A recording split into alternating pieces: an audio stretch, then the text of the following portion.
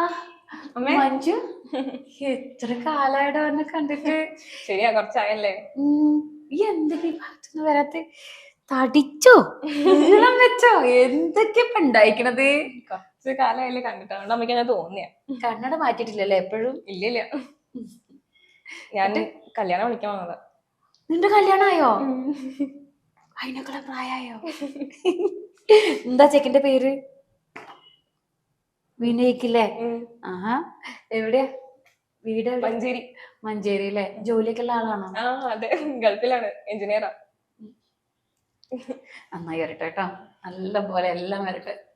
അച്ഛനെവിടെ? അച്ഛനിവിടെ ഉണ്ട്. അച്ഛൻ അവിടെ കിടക്കുക. അകത്തേക്ക് പോണോ അതോ? ഇല്ല വേണ്ട, അച്ഛനിപ്പോ അങ്ങനെ പുറത്തേക്ക് ഇറങ്ങാറില്ല, ആരെയും കണ്ടുമുട്ടാറില്ല, ആരോടും മിണ്ടാറില്ല. അവള് പോയതിനു ശേഷം ഞങ്ങളുടെ ജീവിതം ഇങ്ങനെയൊക്കെ തന്നെയാ. എന്റെ വലിയ കൂട്ടുകാരിയൊക്കെ അല്ലായിരുന്നോ? അതല്ലേ ഞാൻ വന്നേ. അവളുണ്ടെങ്കി ഇപ്പൊ നിന്റെ പോലെ ഈ വലുപ്പത്തിലൊക്കെ കല്യാണം കഴിപ്പിക്കണം പ്രായമൊക്കെ ആയി. എന്ത് ചെയ്യാനാ? അച്ഛൻ അവള് പോയതിനു ശേഷം പുറത്തു വന്നിട്ടില്ല?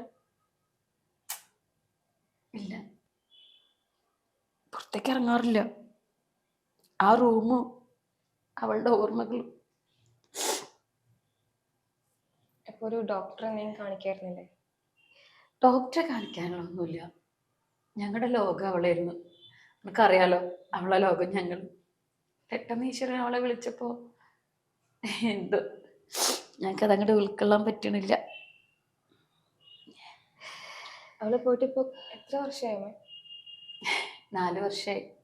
4 വർഷം പോയതേ.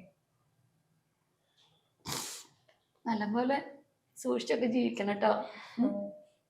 അന്യ വീട്ടിലേക്കൊക്കെയാണ് പോണത്, ഇപ്പൊ വളരെയധികം ക്ഷമിക്കണം എന്ന് കരുതി എല്ലാം അങ്ങോട്ട് ഇട്ടുകൊടുക്കൊന്നും വേണ്ട.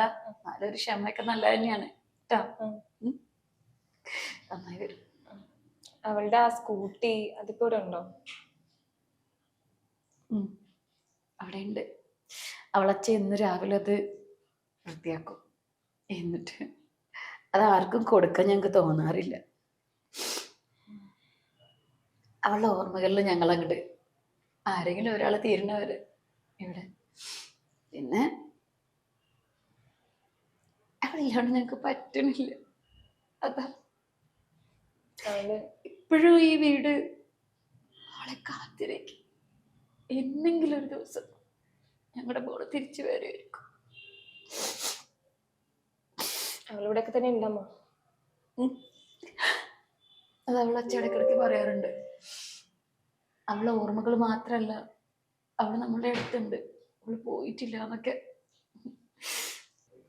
ഞാൻ പിന്നെ സ്കൂളിലൊക്കെ പോകുന്നോണ്ട് അവിടുത്തെ കുട്ടികളുടെ ചിരിയും കളിയും ഒക്കെ കണ്ട് കുറെയെങ്കിലൊക്കെ മനസമാധാനം നേടാൻ ശ്രമിക്കും. പക്ഷെ അവളച്ഛൻ്റെ കാര്യം അങ്ങനെയല്ലല്ലോ. വീട്ടിലിങ്ങനെ ഒറ്റയ്ക്കിരുന്ന് അവളാണ് അച്ഛൻ്റെ ലോകം. ചെറുപ്പം മുതലേ അവരങ്ങനെ തന്നെയായിരുന്നു. എന്നേക്കാൾ കൂടുതൽ അവൾക്ക് പറ്റിയ അവളെ അച്ഛനെയാണ്. പെട്ടെന്ന് അവള് പോയപ്പോ നമുക്കറിയല്ലേ.